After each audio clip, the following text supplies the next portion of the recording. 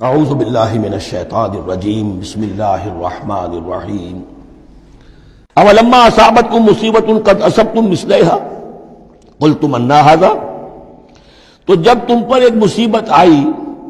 جب کہ تم اس سے دگنی مصیبت جو ہے ان کو پہنچا چکے ہو، قلتم انا ھذا، تم کہتے ہو یہ کہاں سے آ گیا، یہ کیوں ہو گیا، اللہ نے پہلے مدد کی تھی اب کیوں نہیں کی۔ قل ھو من عند انفسکم،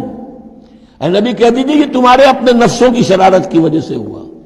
تم نے غلطی کی، تم نے حکم کی خلاف ورزی کی، حتی اذا فشلتم وتنازعتم فی الامر وعصیتم من بعد ما اراکم ما تحبون ان اللہ علی کل شیء قدیر، اللہ تو ہر چیز پر قادر ہے۔ گویا کہ اسی مضمون کو دوہرا کر لایا گیا کہ وَلَقَدْ صَدَقَكُمُ اللَّهُ وعدَهُ، اللہ وعدہ اپنا پورا کر چکا تھا۔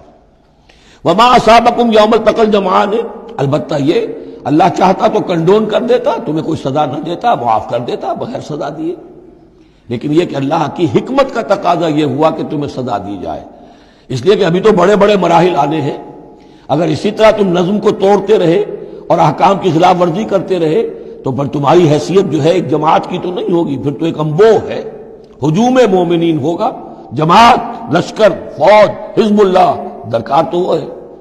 وما اصابکم یوم التقى الجمعان، اور جو بھی مصیبت تم پر آئی ہے اس دن جس دن کے دونوں لشکر بھڑ گئے تھے آپس میں، فباذن اللہ، وہ اللہ کے اذن سے آئی ہے، بغیر اللہ کے اذن کے تو یہ تکلیف نہیں آ سکتی تھی۔ وَلِيَعْلَمَ الْمُؤْمِنِينَ، اور یہ اس لیے کہ اللہ جان لے کہ کون ہے اصل مومن، حقیقی مومن، صابر مومن، جو مستقیم مومن ہے۔ وَلِيَعْلَمَ الَّذِينَ نَافَقُوا، اور تاکہ دیکھ لے کہ کون ہے منافق۔ اور یہاں اصل ترجمہ ہم کرتے ہیں تاکہ اللہ ظاہر کر دے کہ کون ہے مومن اور ظاہر کر دے کہ کون ہے منافق۔ کھل گیا کہ نہیں؟ 300 کو لے کر عبداللہ ابن ابی چلا گیا تو اب سب کو پتہ تو چل گیا، آئندہ ان کی بات پر اعتبار تو نہیں کریں گے، وہ چکنی چپڑی باتیں کریں گے تو ان کی باتیں جو ہے کان لگا کے سنیں گے تو نہیں۔ تو اللہ تعالیٰ نے چاہا کہ who's who and what is what یہ بالکل مبرہن ہو جائے، واضح ہو جائے۔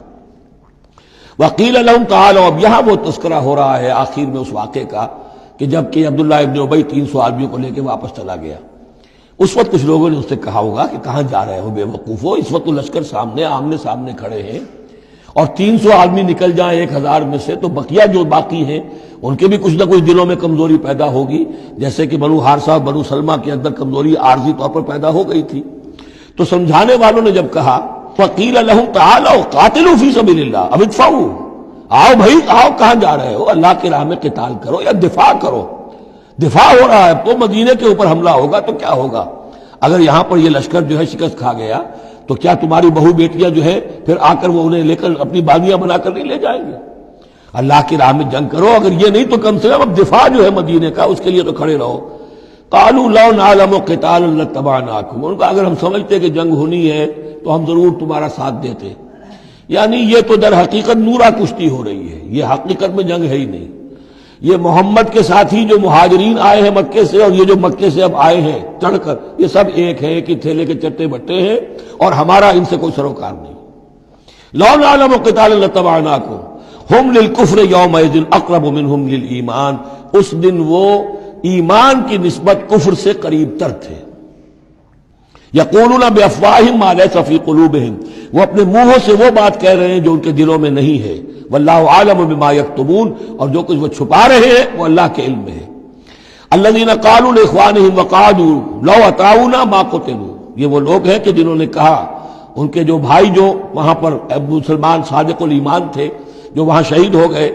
تو جو لوگ بیٹھے رہے تھے انہوں نے کہا لو اطاعونا ما قتلوا، اگر وہ بھی ہمارے ساتھ آ گئے ہوتے، ساتھ ہمارے چلے آتے، 300 ہم آئے تھے، وہ اور بھی آ جاتے تو قتل نہ ہوتے۔ قل فادرؤوا عن انفسکم الموت ان کنتم صادقین، تو اے نبی ان سے کہیے اچھا اگر سچے ہو تو اپنی جانوں سے موت کو ہٹا کر دکھاؤ، کیا موت سے بچے رہو گے؟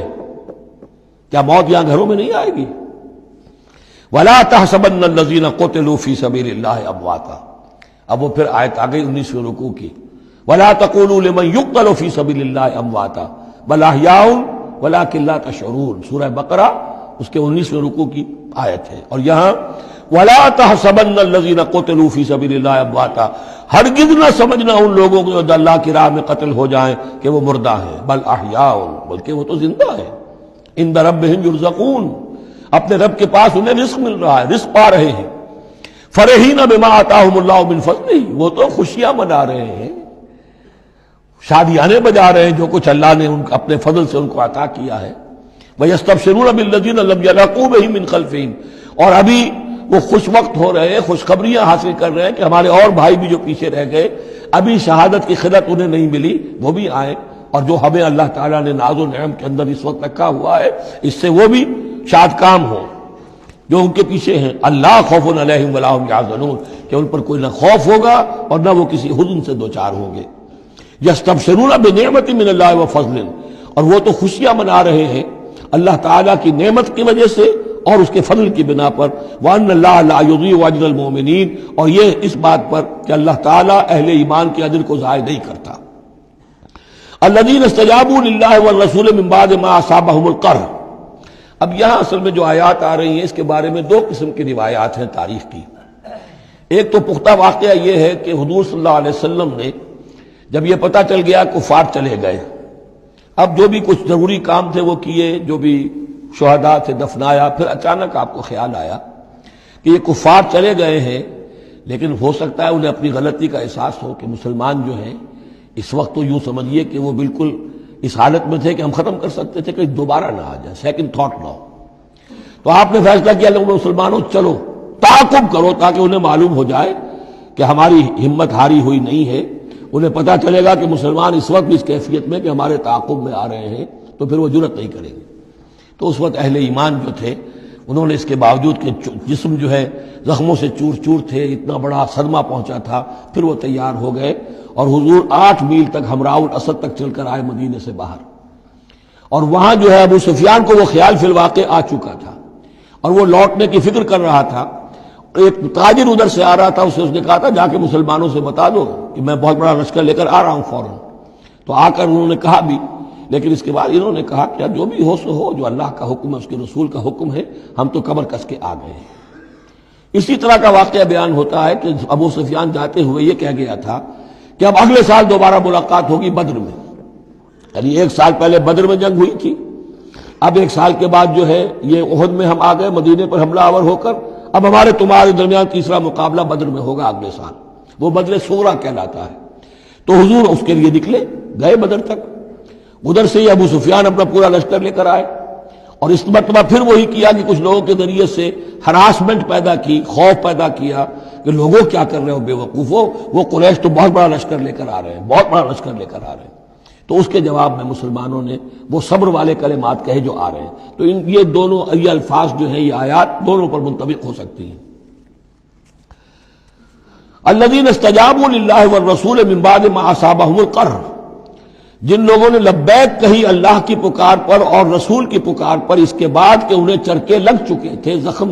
ان کے جسم زخمی تھے۔ للذین احسنوا منہم واتقوا اجر عظیم، یقیناً ایسے محسنین اور متقین کے لیے بہت بڑا اجر ہے۔ الذین قال لهم الناس ان الناس قد جمعوا لكم، جنہیں آ کر خبردار کیا تھا اور جن کو خوف دلایا تھا لوگوں نے کہ دیکھو لوگ بڑی جمع ہو گئے ہیں، بڑی قوت بڑی جمعیت آ رہی ہے، فخشوہم، ان سے ڈرو، فزادہم ایمانا، اس سے ان کے ایمان میں اور اضافہ ہو گیا۔ وقالوا حسبنا اللہ ونعم الوکیل، اور انہوں نے کہا اللہ ہمارے لیے کافی ہے اور اس کا سہارا سب سے اچھا سہارا ہے۔ فانقلبوا بنعمت من اللہ، ابو سفیان کو جب پتا چلا کہ محمد تو ہمارے تعاقب میں آ رہے ہیں تو انہوں نے عافیت اسی میں سمجھی کہ وہ پھر سیدھا مکہ کی طرف رخ کر لیا، اور یہی معاملہ ہوا ہے کہ بدر صغریٰ جو دوسری مرتبہ وہ بدر میں آنے کا، جب اس نے سنا کہ محمد الرسول اللہ تو اپنے پورے ساتھیوں کے ساتھ آ گئے ہیں تو کوئی کنی کترا کر اور طرح دے کر نکل گیا، مقابلے میں نہیں آیا۔ فانقلبوا بنعمت من اللہ،